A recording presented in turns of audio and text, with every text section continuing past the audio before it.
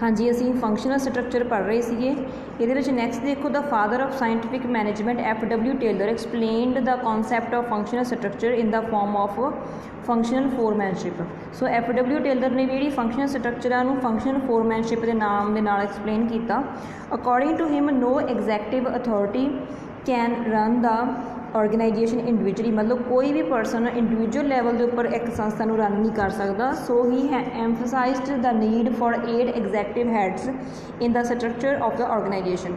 सो उन्हें की रिकमेंड किया कि 8 एग्जैक्टिव हैड होने चाहिए किसी भी संस्था के विच। Taylor classified these executive heads into 2 groups, उन्हें 2 ग्रुप्स के वंडिया। तो उन्होंने पहला ग्रुप है ऑफिस स्पैशलिस्ट। ऑफिस स्पैशलिस्ट आप कहने these executive heads are concerned with determining the framework, preparing the time schedule, maintaining the record and planning of the entire work. So ये वो वाले परसन होंगे या वो वाले एक्सपर्ट लोग होंगे जोड़े फ्रेमवर्क को बनाते हैं, ठीक है। एंड फिर उस तो बाद टाइम का स्कैजूल, मतलब टाइम का टाइम टेबल बना लेंगे हैं, ठीक है। फिर उस तो बाद रिकॉर्ड को मेनटेन करके रखते हैं, सारे काम को प्लैन करते हैं, ठीक है। सो इन्होंने असीं की बोलते हैं, ऑफिस स्पैशलिस्ट बोलते हैं। इन्होंने किहड़े-किहड़े आ जाते हैं। पहला है route clerk. His responsibility is to determine the route of the function and activities of the organisation. So इस परसन का यह काम होंदा है कि किहड़ा काम किहड़े रूट के थ्रू किया जाऊगा, किहड़ी एक्टिविटीज़ के थ्रू काम किया जाऊगा, मतलब पहले नंबर पर की होगा, दूजे नंबर पर उस तो बाद किहड़ा काम होगा। तो ये एक रूट बनाउंदा वा फंक्शनस के लिए या एक्टिविटीज़ के लिए, कामां दे लई। नैक्सट है अपने को instruction card clerk. It is the responsibility of this clerk to give instructions for the performance of every task or activity.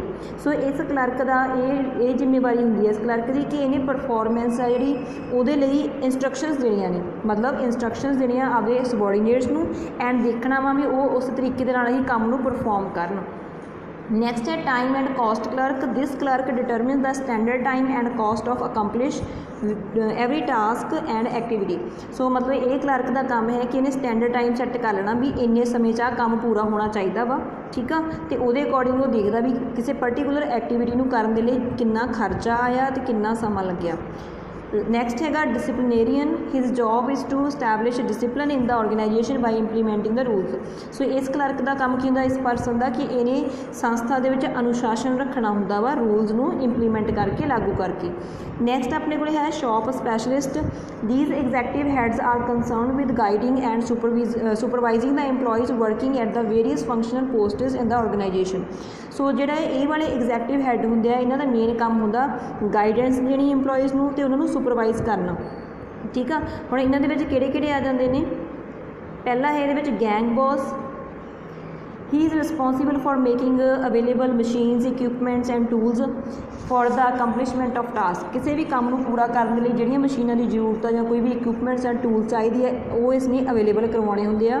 अगला है अपने को speed boss. Speed boss determine करता speed of performing the task, मतलब किन्ने speed के नाल किसी काम को पूरा किया जाऊगा। Repair boss. It is his responsibility to keep machines and equipments in working condition, मतलब इन्हें रिपेयर वगैरह करता रहना, नाल चैक करता रहना मशीनस नूं। एंड लास्ट है ये inspector. It is the responsibility of the inspector to ensure that the tasks are accomplished in accordance with the predetermined standards. So inspector का मेन काम ये होंदा ये चैक करना भी जिमें वैसे पहला तो स्टैंडर्ड सैट किए सी उहदे अकॉर्डिंग काम नूं कीता गया वा। सो नीचे हुण एक चार्ट आ उहदे अकॉर्डिंग आपां फंक्शनल स्ट्रक्चर नूं समझ लैंदे आ। पहला आ जाता है किसी भी ऑर्गेनाइजेशन बोर्ड ऑफ डायरैक्टर्स, उस तो बाद चीफ एग्जैक्टिव ऑफिसर आता, फिर वर्किंग मैनेजर या वर्क मैनेजर। नैक्सट है प्रोडक्शन सुपरवाइजर। सो जो आप कल्ले प्रोडक्शन डिपार्टमेंट की गल करते हैं तो उहदे नाल रिलेटेड 2 हिस्सों आपां नूं वंड सकते हैं, ऑफिस के स्पैशलिस्ट तो एक शॉप के स्पैशलिस्ट। सब तो पहला ऑफिस के अपने को route clerk, instruction card clerk, time and cost clerk आ जाते हैं, नाल डिसिप्लिनेरियन आ जाता वा। शॉप के gang boss, repair boss, speed boss and inspector, ठीक है। उस तो अंडर आ जाते हैं वर्कर्स, ठीक है।